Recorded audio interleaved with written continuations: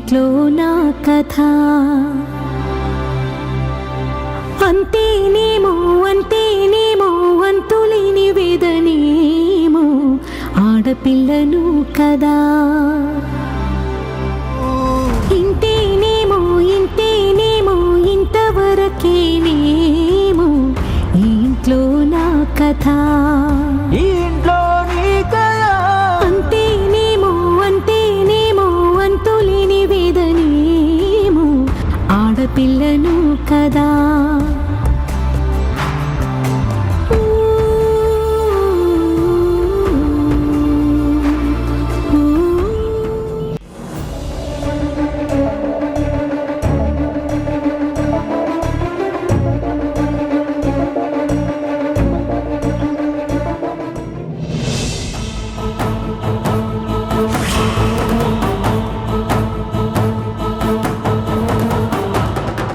ఈయన్ని చూసి నేనెందుకు దారి మార్చుకుని వెళ్ళాలి? ప్రతాప్ గారు, మీతో కొంచెం మాట్లాడాలి. ఎవరండి మీరు? మీరు నాతో మాట్లాడాల్సిన అవసరం ఏముంది? మీరు మాట్లాడితే వినాల్సిన అవసరం నాకు లేదు. మీకు నాకు ఎలాంటి పరిచయం లేదు. దయచేసి నన్ను డిస్టర్బ్ చేయకండి. మీతో నేను ఎలాంటి సంబంధాలు పెట్టుకోదలుచుకోలేదు. అందుకే పెళ్లి కూడా క్యాన్సిల్ అని మీ అక్కగారితో స్పష్టంగా చెప్పాను. తను చెప్పిందో లేదో నాకు తెలీదు. అందుకే మళ్ళీ మీకు చెప్తున్నాను, మీ మేనల్లుడితో నా కూతురు పెళ్లి క్యాన్సిల్. మీ దారి మీది, మా దారి మాది. మీకు మాకు ఎలాంటి సంబంధాలు లేవు. తెలిసింది. అందుకే మీతో మాట్లాడాలని మీకోసం ఎదురు చూస్తున్నాను. మీరు మమ్మల్ని మిస్అండర్స్టాండ్ చేసుకున్నారు. మేము ఎవరి మీదో కోపాలు మీ మీద చూపించాలనుకోవడం లేదు. మీరు మీ అమ్మాయి అనుకునే ధరణి మీద మాకు ఎటువంటి కోపం, పగ, ద్వేషం లేవు. మీ నమ్మకంలో మీరున్నారు. ఎంతైనా పుట్టినప్పటి నుంచి మీరే కదా ధరణిని, బాలులని పెంచారు. వాళ్ళు మీ కన్నపిల్లలు కాదు అని నిజం ఇన్నేళ్ల తర్వాత తెలిస్తే ఎవరు మాత్రం అంత తేలిగ్గా ఒప్పుకుంటారు? మీ ప్రేమ, మీ అనురాగం, మీ బంధం అలాంటిదని మాకు తెలుసు.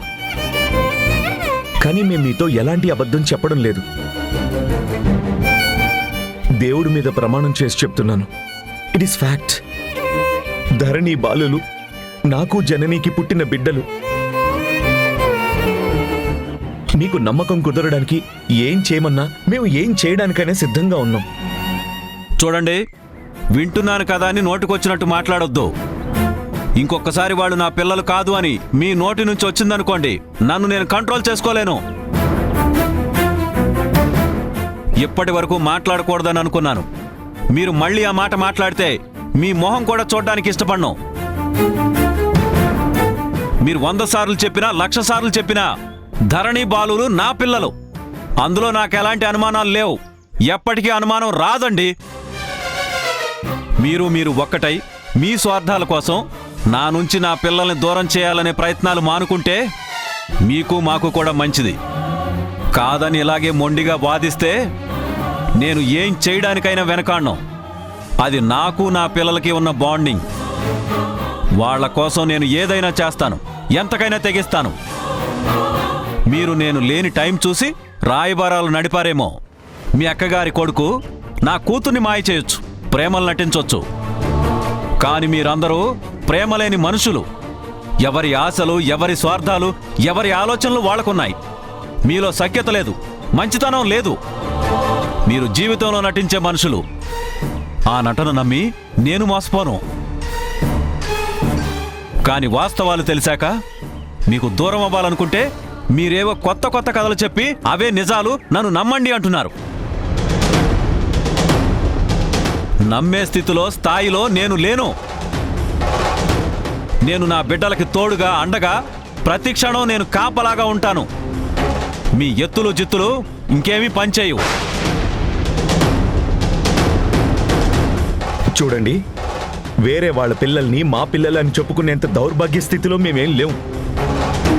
మేమంత దుర్మార్గులం కాదు.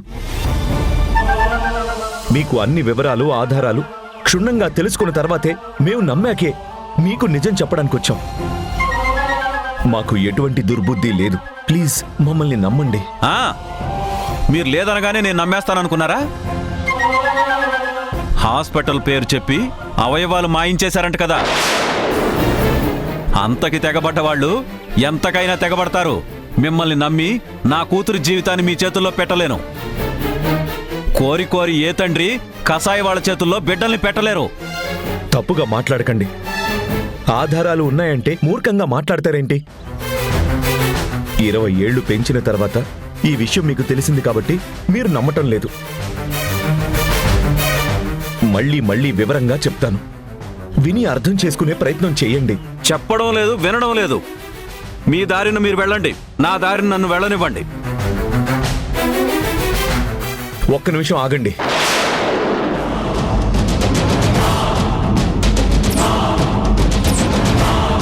ప్రతాప్ గారు, నేను చెప్పాల్సింది చెప్పాను. ఆలోచించి నిర్ణయం తీసుకోవాల్సింది మీరు. మీరు ఎన్నాళ్ళు ఆ పిల్లల్ని మీ దగ్గర ఉంచుకున్నా ఎప్పటికీ వాళ్ళు మీ కన్న పిల్లలు కాలేరు. వాళ్ళని ఎలా మా దగ్గరికి తెచ్చుకోవాలో మాకు తెలుసు. మాటలు ముదిరి స్పర్ధలు పెరిగి శత్రువులుగా మారకముందే కూల్గా ఆలోచించి ఓ మంచి నిర్ణయం తీసుకొని మనం స్నేహంగా ఉండటం పిల్లల భవిష్యత్తుకి మంచిది. ఆలోచించండి.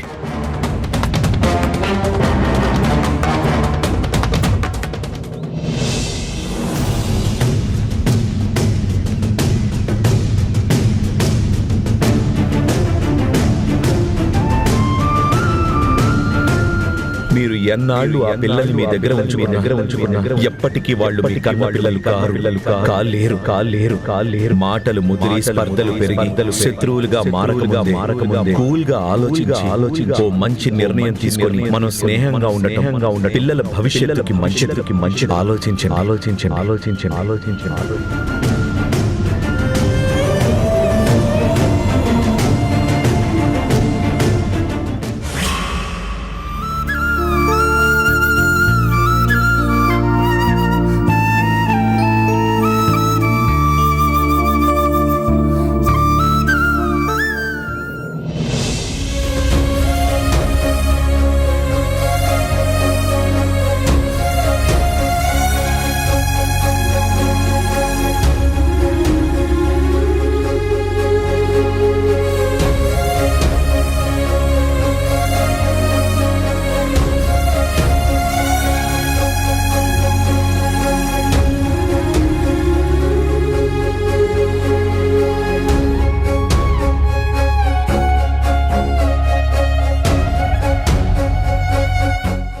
ధరణి, నేను ఒక్కరోజు చూడకపోతే 1 సంవత్సరం గ్యాప్ వచ్చినట్టు అనిపిస్తుంది.